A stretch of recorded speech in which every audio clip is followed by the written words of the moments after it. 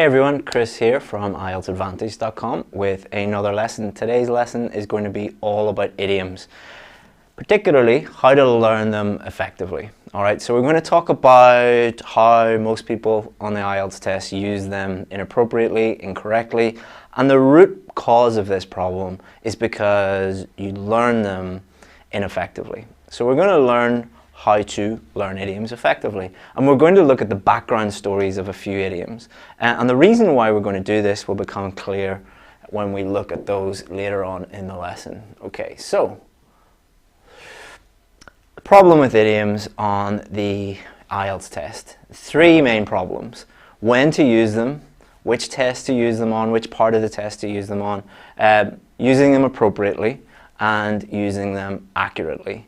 There's a huge number of rumors and misinformation and misunderstanding surrounding idioms. Where this comes from is a misunderstanding of the official marking criteria, and basically lots of teachers teaching their students that all you have to do is learn lots of idioms, use them on the test, and you'll get a high score. This could not be further from the truth. This is not true.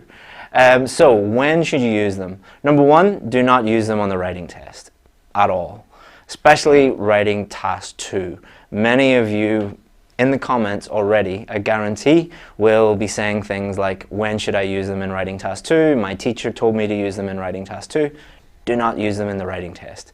Whether you're doing general training or academic, it is not appropriate to use idioms. Very rarely appropriate to use idioms in an academic essay. So for the purposes of IELTS, do not use them in the writing test, full stop. You can use them in the speaking test, but you must use them appropriately. Okay, so listen to a podcast or listen to two native English speakers chatting with each other, or watch a movie or any sort of real English, and listen to that and count how many times idioms are used in 5 minutes. They're rarely used by native English speakers, but if you listen to a IELTS speaking test, you'll hear them all the time. Why is that? Because students, number one, have been told by many teachers that, to get a high score, you have to use lots of idioms. You don't. And students learn them in a way where they just learn lists of idioms and then use them in the test. Listen to how real English speakers, how real native English speakers use idioms, and you'll notice that they only use them appropriately. So, right now, many of you are thinking, well, when do I use them? How often can I use them? That's the wrong way to think about it. The wrong way to think about the use of idioms is I should use them once a sentence, or once every 3 sentences, or once every 5 sentences. You're not doing a mathematical equation, all right? You are speaking English. The best way to describe it is think about how you use idiomatic expressions in your own native language. Do you think, I'm going to try and use 5 idioms in the next 5 minutes? No, you just use them when it's appropriate to use them. Do native English speakers think, okay, I'm going to speak to Matt, I'm going to try and use 10 idioms in my conversation? No, they wouldn't think that way. They just use them when it's appropriate to use them.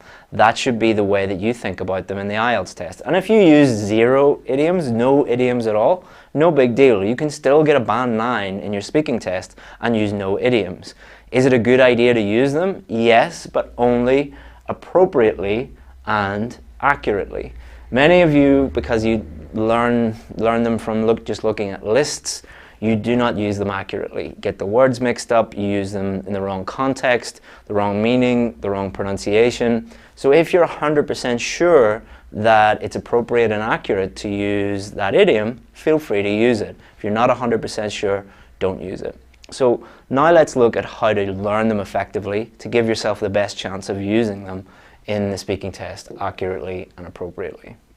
So the solution to this is, number one, learn the background of the idiom. Idioms are difficult to understand because the literal words mean something very different from the actual idiomatic meaning of it. And to learn the meaning of it, it is a great idea to look at the background. Where did it come from? The story behind the idiom. And it's a really interesting and sometimes funny thing to learn. So definitely do that. Number two, learn them in context. looking at a list of idioms, you know, you get a piece of paper and it has 25 idioms on it, and it has all the idioms here, and then it has the meanings here, and you're just learning, you're just reading one after the other. That's the worst thing that you could do ever. You're not going to learn anything by learning lists of idioms. So how do you learn them? Same way that you learn normal vocabulary, by reading and listening to real English, okay? So a great way to learn idioms is to listen to podcasts, okay? If you listen to a podcast, 90% of podcasts are just genuine, authentic English, people chatting to each other. There are some podcasts that are not very authentic, but the vast majority of them are people using real English, chatting to each other. And you're going to hear it in context and learn how native English speakers actually use it, and that is going to help you remember it and use it properly on the test. Number 3, record any new ones that you hear and use them, practice them. If you do not practice them, you will not be able to use them on test day. Okay, so here's a system for learning idioms. So I'm going to give you this system, and then we're going to look at how you would apply it to learning real idioms, and we'll talk about some real idioms in a second. So number 1, read and listen to real English. This should be something that you do every single day. It doesn't have to be for 5 or 6, 7, 8 hours a day.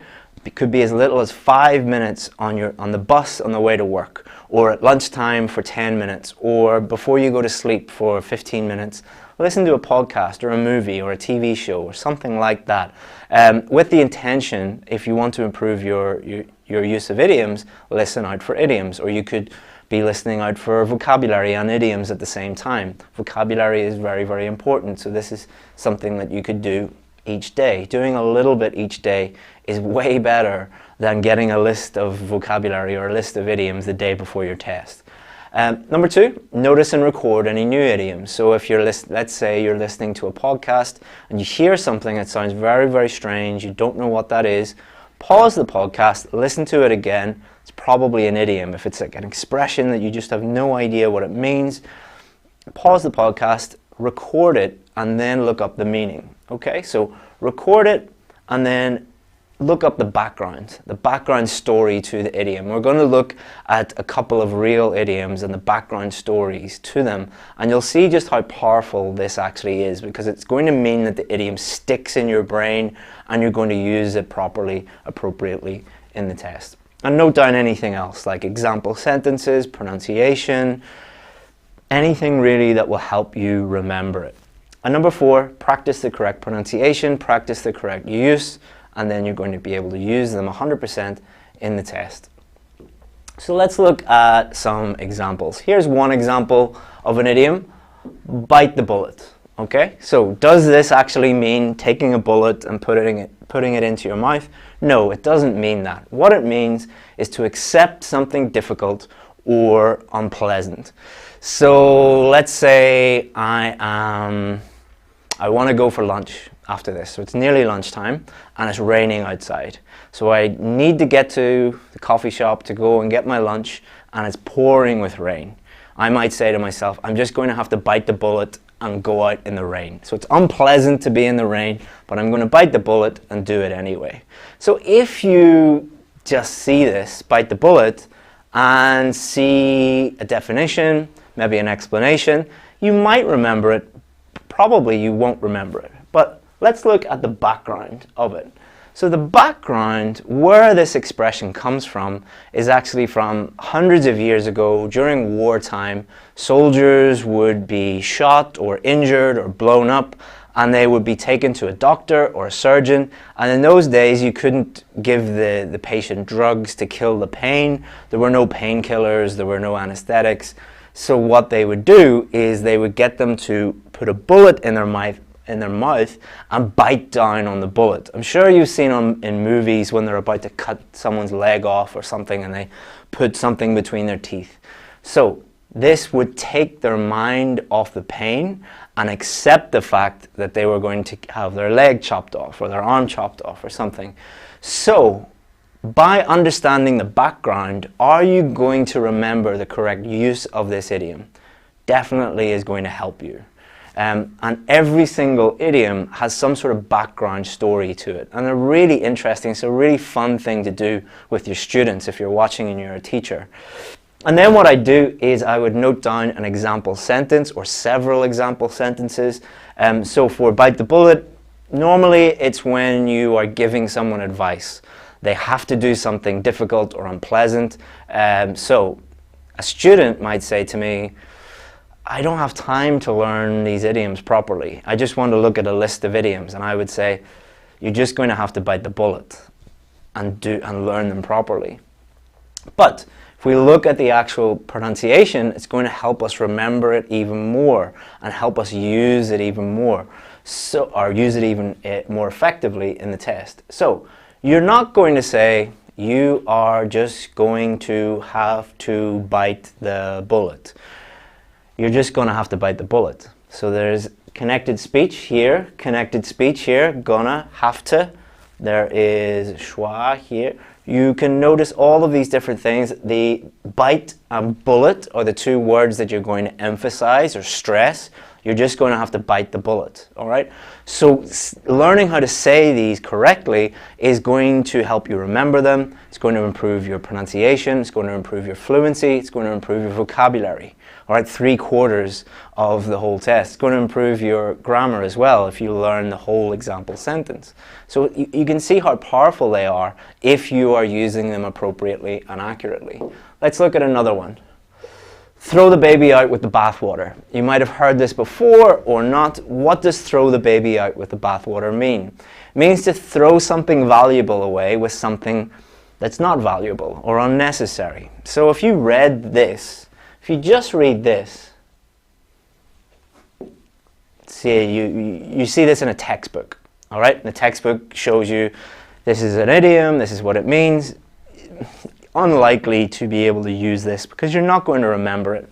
But if you look at the background to this is hundreds of years ago. Most of the idioms come from a long time ago, all right? So hundreds of years ago, people did not shower or take a bath on a daily basis.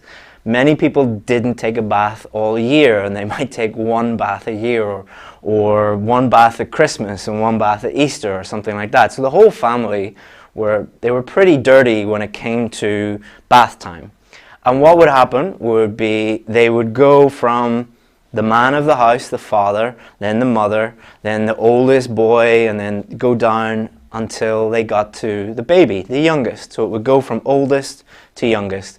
So by the time the baby was getting into the bath or being put in the bath, the water would have been black, murky, and you might throw the water away and forget that the baby was in the bath. You'd be a pretty irresponsible parent if you did that, to be honest, but people had lots of kids in those days, so maybe you could lose one or two and it don't really matter. But anyway, you can see that learning the background of the idiom is not only, normally they're funny, normally they're interesting, so it's definitely going to help you remember them, but it's going to help you give this context. And you're going to remember the meaning of it because you know the background to it. Example sentence, don't throw the baby out with the bathwater. Let's say you're working on stress, sentence stress. Which words, which syllables are stressed? Baby and bath. Don't throw the baby out with the bathwater. Don't throw the baby out with the bathwater. So you're focusing on pronunciation, you're helping your pronunciation, helping your vocabulary, helping your fluency by doing all of this. Many of you might be thinking that this is a waste of time. So what is more a waste of time? Doing something that takes a little bit more time but is going to make you better and will lead to a higher score, or doing something like learning a list of idioms that takes less time but is going to mean that you fail. One is a complete waste of time. This is an investment of time that will pay off in the future. And it's better to spend more time doing something that is valuable, that will lead to higher scores. So in summary, idioms are useful but not essential. Okay, you don't have to use them. All right, do not use them in the writing test. You don't have to use them in the speaking test, but just as I use idioms every day when I'm speaking to people, only use them appropriately when it's appropriate to do so.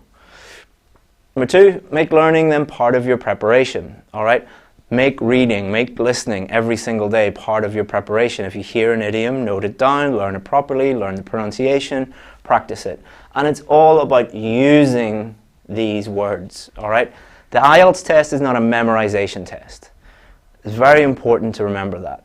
It is not a memorization test where you just remember a bunch of words and memorize lots of idioms and memorize chunks of essays. You're going to fail if you do that, because it's all about using the vocabulary, about using the idioms. If you don't know how to use them, if you don't know how to practice or you don't practice using them, you're never going to be able to use them.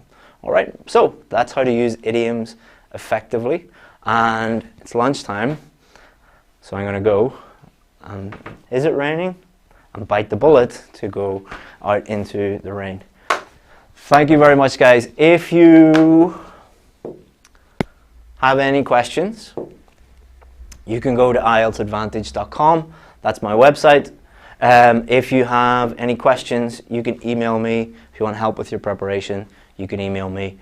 We normally make these videos every Monday, Wednesday, and Friday on YouTube. So if you want to be alerted or notified when we do the next one, subscribe to the channel and you will get a little message from YouTube.